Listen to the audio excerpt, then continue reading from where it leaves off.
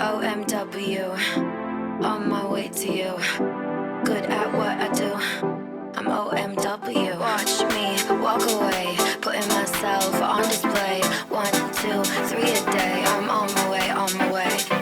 I'ma have you on tiptoes, watching my diamond afterglow. I know you wanna take me home. I'm on my way, on my way. OMW, on my way to you. Good at what I do. I'm OMW. OMW, on my way to you. Good at what I do. I'm OMW. On my way, on my way.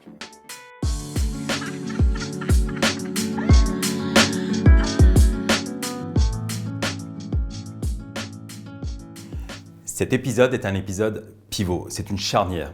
Alors j'aimerais tout d'abord revenir un petit peu en arrière parce que toute la première semaine, nous avons parlé, nous avons vu, nous avons exercé sur une introspection profonde. Connaître qui nous sommes, c'est la base.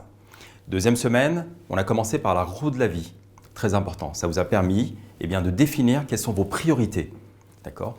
Ensuite, à partir de là, une fois que vous avez défini vos priorités, vos 3 priorités principales, avec une intention forte, puisque c'est ce que nous avons vu en épisode 9, donc hier, l'objectif, n'oubliez pas le désir, l'objectif et l'intention, le pacte, d'accord, le contrat que vous avez signé avec vous-même. Donc là maintenant, vous savez comment poser un objectif. J'aimerais vous rappeler que votre passé est ce qu'il est, d'accord, on ne peut pas revenir dessus. Par contre, vous avez le droit de décider de changer aujourd'hui.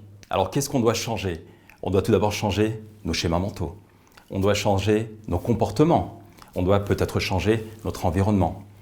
Je vais vous donner aujourd'hui l'arme ultime que sont nos habitudes.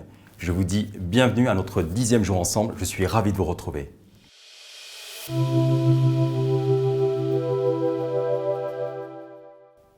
Alors c'est quoi une habitude ? Une habitude, c'est un comportement qui a été répété suffisamment de fois pour qu'elle devienne naturelle, voire automatique. C'est un comportement qui, à terme, doit devenir complètement inconscient. Alors, je vais vous décortiquer un peu l'anatomie d'une habitude. Il y a 3 aspects. Le premier, c'est l'environnement, le contexte. Ensuite, vous avez un déclencheur et ensuite, vous avez un système de récompense. Alors, prenons un exemple. Dans votre quotidien, vous allez faire les courses. Je vais faire les courses, donc je prends mon petit caddie, je vais dans mon centre commercial, je suis dans les allées. Ça, c'est le contexte et l'environnement.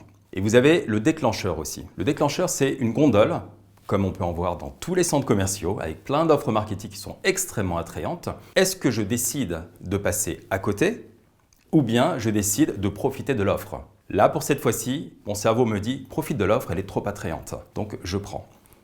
Et du coup, j'arrive à la 3e étape qui est la récompense. La récompense, c'est quoi ? C'est de me dire « j'ai fait une superbe affaire ».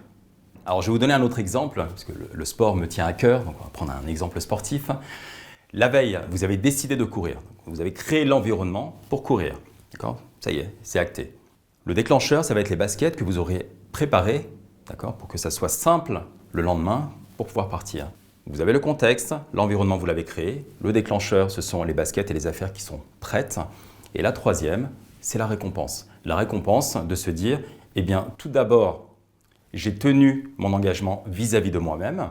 Et en plus, tout le bien-être que vous êtes fait à travers cette course. Donc encore une fois, on revient sur cette notion d'environnement qui est très important et toutes les choses qui vont faciliter l'action que vous allez réaliser après. Donc ce fameux déclencheur.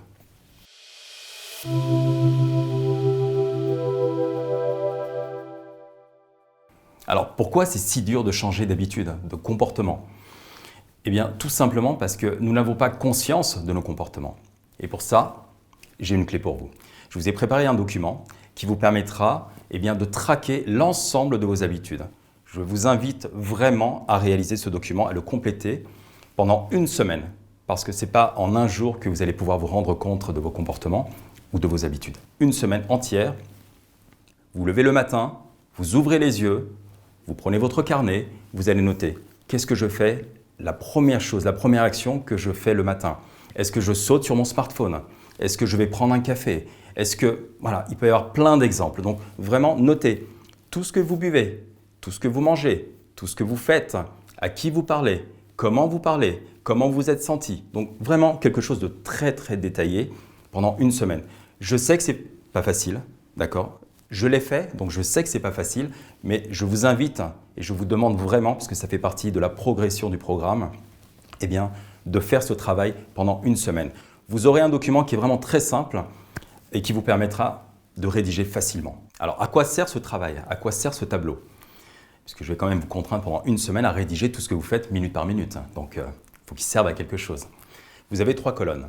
La première, ce sont toutes les habitudes que vous décidez de conserver. Parce qu'on a tous des habitudes qu'on souhaite conserver, qui sont bonnes pour nous. La deuxième colonne, c'est toutes les habitudes que vous estimez toxiques, qui vous desservent. Et la troisième, alors c'est une colonne qui va être à remplir, à compléter pendant tout le programme. Parce que peut-être que vous n'avez pas encore conscience des nouvelles habitudes que vous souhaitez intégrer dans votre vie, dans votre quotidien. Donc, si ça ne vient pas tout de suite, c'est pas grave, c'est normal. Mais par contre, gardez cette colonne ouverte pour pouvoir la remplir progressivement durant le programme. Alors, je vous entends, je vous vois venir. Vous allez me dire, j'ai pas le temps, j'ai pas les finances, je suis trop vieux, j'ai pas les compétences, j'ai pas été à l'école. Ok, c'est plein d'excuses, ça, on a tous plein d'excuses. Sauf que, aujourd'hui, les neurosciences nous disent qu'il n'y a pas de limite d'âge, il n'y a pas de limite de temps. On peut, à n'importe quel moment et jusqu'à la dernière seconde de sa vie, apprendre. Alors, comment ça se passe? C'est très simple. Qu'aujourd'hui, c'est ce que vous êtes en train de faire. Vous êtes au 10e jour aujourd'hui. Vous avez commencé déjà à créer un chemin. C'est ce qu'on appelle un chemin neuronal. Ce chemin, il va se solidifier jusqu'à vos 21 jours. Donc, il va prendre vraiment une forme beaucoup plus dense. Et ensuite, il progressera. La neuroplastie, c'est ça. C'est cette capacité qu'ont les neurones de pouvoir se connecter après chaque nouvel apprentissage, chaque nouvelle compétence, chaque nouvelle expérience. Donc, il n'y a pas d'excuse pour apprendre. Il n'y a pas d'excuse pour mettre dans vos habitudes au quotidien de la nouveauté.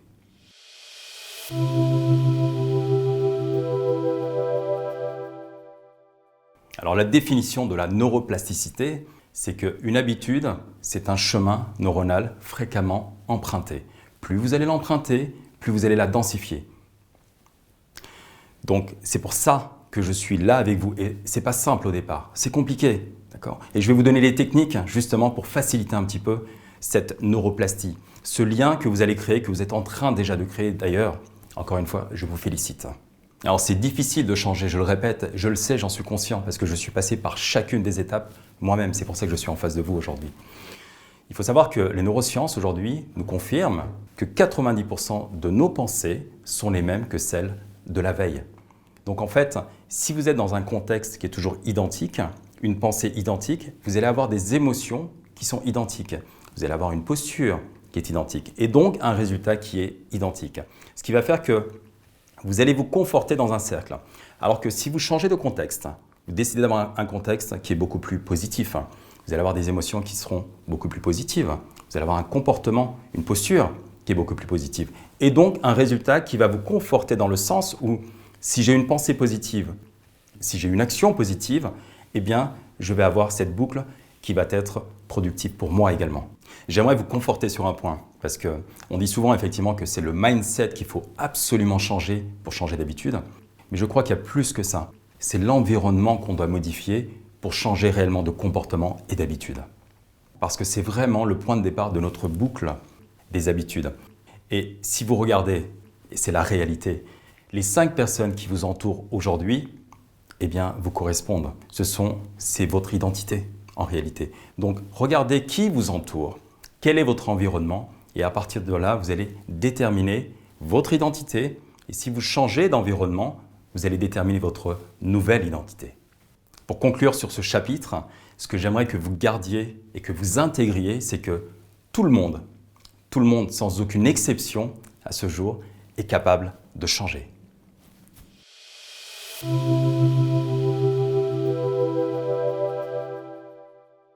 Alors maintenant, je vais vous donner le mode d'emploi. Alors j'ai divisé ça en 4 parties. La première partie, c'est vraiment le contexte, l'environnement. Faites en sorte de changer votre environnement si vous souhaitez changer d'identité. Alors concrètement, comment créer ce contexte? Vous avez envie de vous mettre au sport? Eh bien, fréquentez des personnes qui font déjà du sport. Vous avez envie de perdre du poids? eh bien, enlevez de votre cuisine tout ce qui pourrait nuire à cette perte de poids. Enlevez les sucreries, par exemple. Vous avez envie eh bien, d'écrire, fréquenter des personnes qui ont déjà écrit. Alors, la deuxième technique qui est importante et que j'ai vécue aussi, il est beaucoup plus facile d'éviter la tentation que d'y résister. Par exemple, l'alcool. Il est plus facile d'éviter de boire de l'alcool si vous n'avez pas d'alcool à la maison. Si vous devez faire 2 km pour aller chercher une bouteille de bière, c'est plus compliqué.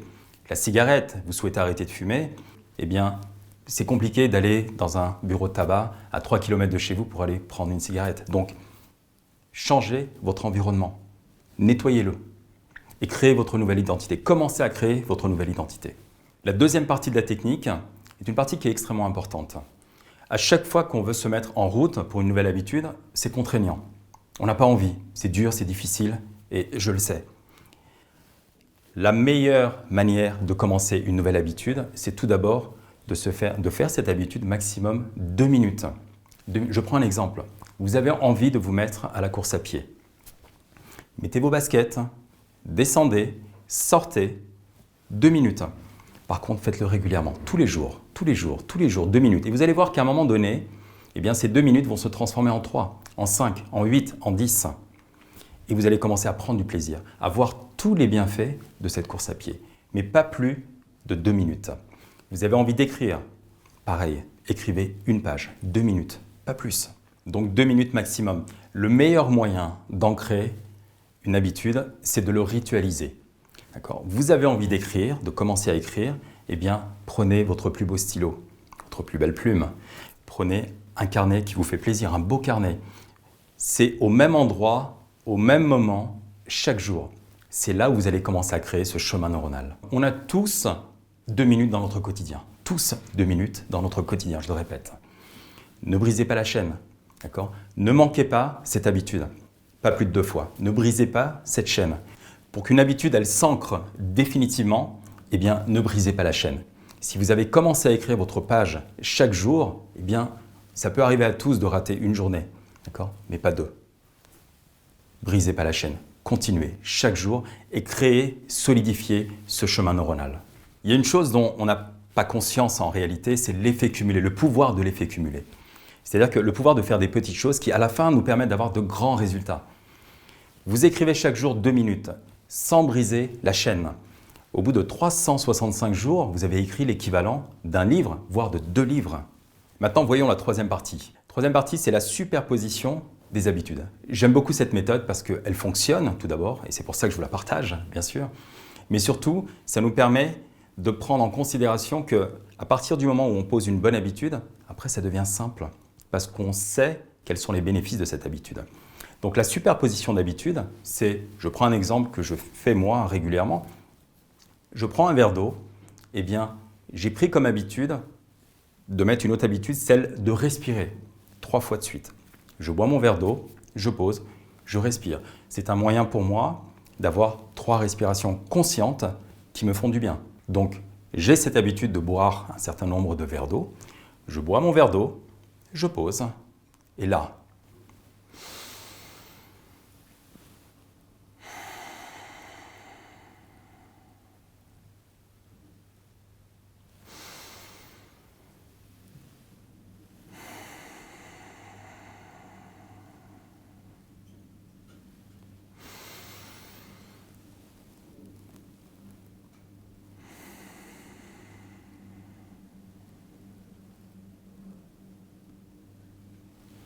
j'ai pris mon verre d'eau, j'ai pris mes 3 respirations conscientes, je me suis fait du bien. En m'hydratant, en respirant, je peux repartir travailler. Donc vous avez vu que j'ai une habitude qui est déjà ancrée, qui est celle de m'hydrater. À cette habitude, j'ai ajouté une deuxième habitude, donc qui est la respiration. Donc ça veut dire que j'ai déjà un chemin neuronal qui est créé ici, avec le verre d'eau. J'ai un deuxième chemin neuronal que je superpose, qui est créé également grâce à cette première habitude. Alors la 4e partie de la technique, elle ne va pas venir tout de suite. C'est un travail, d'accord ? C'est un travail parce que la récompense, c'est votre nouvelle identité. Il va falloir être patient et au minimum 21 jours. Donc premièrement, allez bien jusqu'au bout de ce programme, d'accord ? Et ensuite, vous devez continuer avec tous les apports que vous avez appris durant ce programme.